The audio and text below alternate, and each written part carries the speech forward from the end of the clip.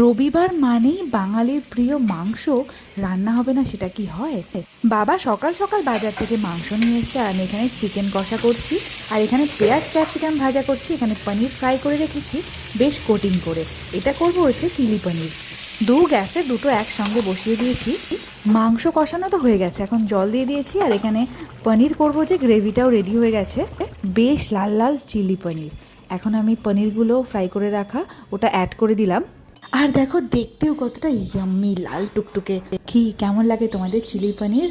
চলো ঝটপট করে প্লেটটা সাজিয়ে ফেলি, কারণ সবাই খাবার জন্য বসে রয়েছে।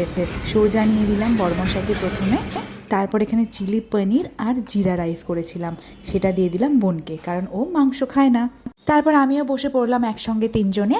প্রথমে কাঁঠাল চিংড়ি ট্রাই করলাম, কারণ এটা মা বানিয়ে পাঠিয়েছে আর মায়ের হাতের রান্না ওয়াও।